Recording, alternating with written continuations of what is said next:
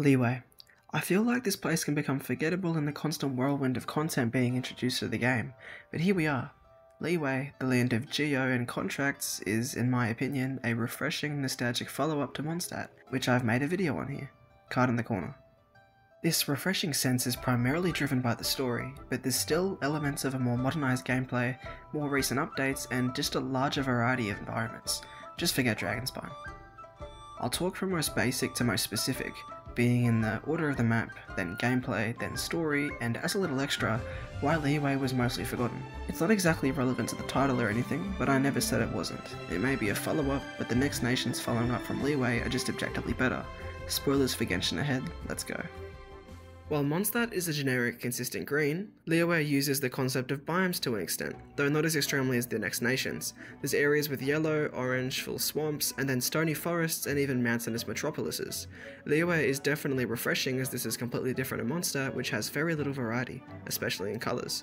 The area between Mondstadt and Liyue is known as the Stone Gate, which mixes Liyue and Mondstadt's architecture alongside pairing Liyue's terrain with Mondstadt's colour palette. The mixing enables a smooth transition to the following nations, yet the new parts are some of the most iconic parts of Liyue.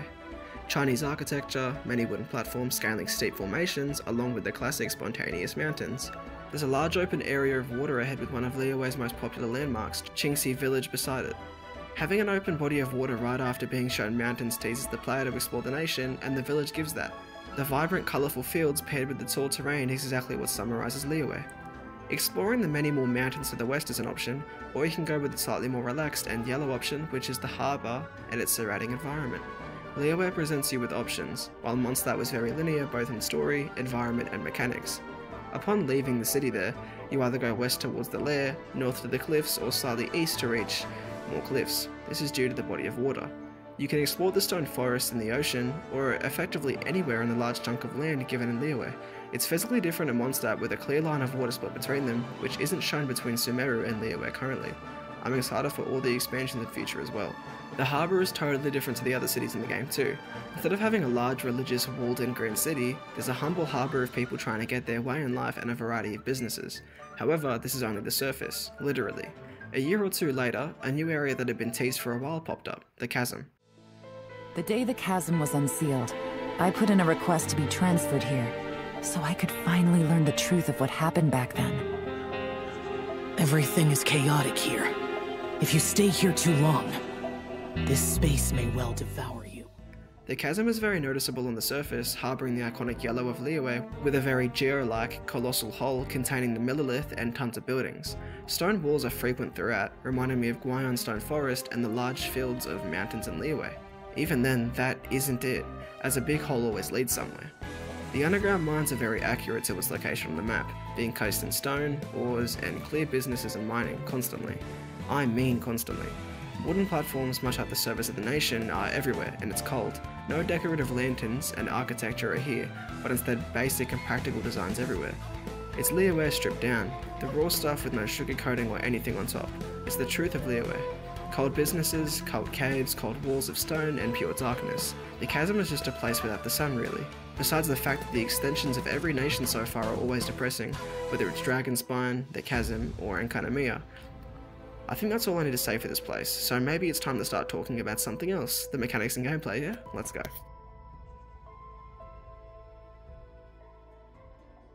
Liyue borrows a lot from Mondstadt, hence why it comes off as so generic. However, even with this, Liyue does a good job at giving itself identity. It's just that future nations have more time to flourish in development, and overall are just more unique due to their later releases. Improvement is great. Liyue introduces things like pressure plates, geograna, and a few unique 1 or 2 time puzzles involving stuff like statues. However, that isn't much to go on. Consider all the new ores and collectibles that stack with a lot of the old ones as well. It promotes exploration and helps a lot of people spend more time in the place without getting immediately bored. However, there's something very cool that I haven't brought up. That isn't the constant climbing or grabbing geosigils off mountainsides, it's the monsters. While Mondstadt consists of slimes, hilichurls, Eyes of the Storm, a few Fatui agents and ruin guards, Liyue has all of this and more. Ruin hunters, geo-vishaps of all 3 different types, stone-hard lava trolls or whatever they're called, some weird tainted water dudes by the Oceanid, and yeah. Mondstadt has some weird wolf dudes in Wolvendom now, but those are in Inazuma. Besides that, Liyue has a decent series of monsters that at least aren't in Mondstadt. I don't know where I was going with that. To talk about why these things are refreshing in contrast to Mondstadt, just consider the stark increase of mini-bosses. These are all themed around Geo, therefore having more HP, and they all pack quite a punch. I'm really struggling to come up with points to list here, and I'll explain why in the 4th section. You've got Eyes of the Storm, Ruin Guards, Hunters, the Lava Trolls I mentioned, and Fatui agents, which as I said is more. Excluding everything I've already said, you can then look at the Dark Mud, which presents permanent senses of progression almost everywhere throughout the caves, being only removable with the Luminous Lane Adjuvement, which has its own progression system. Don't forget the unique way you unfold the overview map, the weird little rocks required for puzzles, might just be Geogunner I forgot, and the Black Serpent enemies. There's all the ways you can regenerate your Adjuvant as well, and other uses for it. There's even unique Sealies. Liyue will seem very simple and small mechanically once you go literally anywhere else, but the fact this and Mondstadt both share that is charming, especially because it won't overwhelm a new player. You have the choice to go all the way to Fontaine and experience complicated mechanics, but for the time being you don't need to. It's more layered and stylized than Mondstadt, but simple enough to have a more chill timing. It's simple but refreshing in contrast to the only other competition in the game when discovering this nation. These new mechanics also help separate Genshin from Breath of the Wild a little more too. Liyue has my favourite characters and one of my favourite stories. It's arguably the most refreshing part of the nation for me, and every nation shares a refreshing story in comparison to the previous. Here it's even more so as we get a look at the Fatui, Betrayal, far more interesting characters, and overall just a more memorable cast with more variety. Go to the Chasm and hang out with Yelan, Yanfei, Inazuman characters and more, or go to spend time with fun characters such as Xiangling, Xingqiu, Hu Tao, and Child. Go see the charming Zhongli or the group of Keqing, Ganyu, and Ningguang. There's Chongyun, Beidou, Kazuha, and more too. If you've watched my Mondstadt video, you'll know I didn't really mention non-main story characters very much, but it's hard not to here when they blend so well in the casual fun environment. It's funny because business is typically so serious. There's characters I didn't mention, I know. They just aren't relevant to my argument. While Liyue doesn't show a variety of cultures like Sumeru and morally conflicting groups like Inazuma, there's multiple groups leading their own lives with multiple interactions with each other, similar to Mondstadt. However, where it's different in Mondstadt is with the Adepti and Zhongli. The cast's direct connection with the divine instead of a distant parasocial one is clear and definitely a nice way to switch it up. Zhongli has a real occupation in the business world with Hu Tao, and is also friendly with Child on a variety of occasions.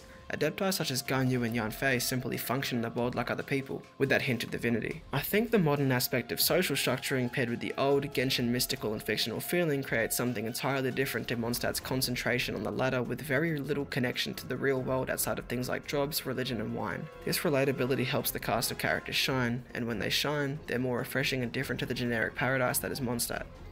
So let's talk about story. You get a real look at Fatui Harbingers and you're immediately shown the moral ambiguity of the organisation as a whole, as you literally have one Harbinger helping you out. Child, or Tartaglia, is a charming, charismatic young soul that simply seeks the thrill of battle, and this isn't shown in any better part that is Betrayal. While it may be less surprising for others, I was personally astounded at how it played out. While obvious a Harbinger would do something, the fact he lost his temper, revealed more forms, used a delusion and more brought a lot to the table, and then he even summoned a god. There's twists such as Zhongli's identity and La Signora's role in the Fatui's plans, which makes it even cooler. Visiting the Jade Chamber and interacting with the Adepti just make you feel like you're rising the ranks of Liyue and gaining everybody's trust. This is different in Mondstadt because you start off at rock bottom, however, completely alien to the place with no familiar faces and nobody welcoming you off the bat until Child. It's different in Mondstadt as the people there hold your hand the whole time, and I guess that's why Mondstadt feels more like home, or a hub than the same as the other nations. Liyue and above have the essence of adventure, not solitary behaviour. It helps that the fun lands and rides are held here as well. Anyway, there's stuff with Shenhe and the chasm in terms of the story, but I really feel like I got my point across with this part. I think it's time for the last part, memorability. I'd rather give this topic its own video, but I doubt I could even get to at least 10 minutes with that topic by itself. Stop! Stop! Come with me.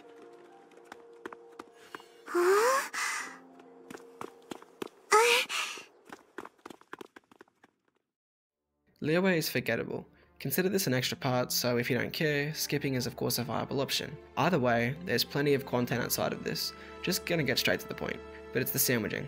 When you grow up, each year feels shorter because relatively it is. When you're 16, it's the 16th of your life, but when you're 2, it's half. I feel there's a similar effect at play here. When it was only Liyue and Mondstadt, it was of course more memorable because there was one of 2 nations in the game. When Inazuma was there, it was still a decent chunk of the game as it was in the middle, but now we have 5 different nations that are constantly improving and improving over the last. Liyue didn't keep up is what I'm saying, and while Mondstadt didn't either, it's the first nation so it has something no other nations would have to their names. What does Liyue have? Being the first real nation? That's really all, and honestly who cares about that? It's just unfortunately caught in the middle, and I feel like Inazuma or Sumeru might fall into the same pit of forgettability, but even those have charms like the desert and the island terrain. What does Liyue have? Everything I've been explaining in this video, I guess. Though, in a more optimistic light, Liyue could easily be fixed with things like upcoming expansions and possibly more landmarks and stuff. Although, if they don't feel connected to the rest of the nation like the Chasm does, then it won't really matter. Things like Dragonspawn and Kanamiya fit their nations, but despite the Chasm's clear Geo theme, it doesn't fit Liyue as honestly there isn't much Geo influence anywhere else besides some terrain. Sumeru and Fontaine are more appropriate contenders for the Geo title, solely because of Liyue's release date. Layered maps and stuff didn't exist back then, and when exploring all the nations together now, you can tell. Sumeru and Fontaine have far more layering than the rest of the map, so it honestly annoys me a little. Some updates to old nations would be nice, but balancing the oculi levels and stuff would also be a little inconvenient, though worth it in my books. And it makes sense. The older nations are much smaller, and adding plenty of underground content could easily make up for their weakness, though I understand if Hoyoverse doesn't want to overwhelm the player too much early game. Let's just leave it at that. Liyue is forgettable because of technical limitations, and the place it has in the story and structure of the game, and yeah, it causes both it and Mondstadt to feel generic when looking at the scope of the entire world of Teyvat, or at least continent. Just see no unique charm to Liyue, and at least Mondstadt is the first, so it's both justified and nullified. Refreshing when you've gotten there, but after that you forget. Reminder, follow up. Okay, done yapping on about this stuff, let's get to the conclusion already. Hard to believe anyone is watching anyway with my 1 to 2 minute average watch time.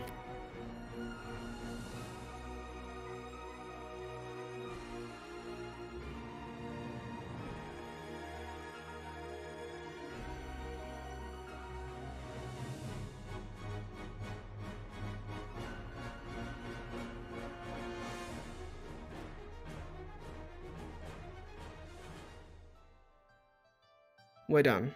Liyue is a good follow-up, forgettable nation, and refreshing, also as a follow-up. It's nice to go back to, especially for nostalgia, though I feel like a lot of people would prefer Mondstadt for that. I'll always love Liyue. The fact that it introduces Childe and then he comes back in Fontaine makes it even cooler. Alright, see ya, good day to you all people.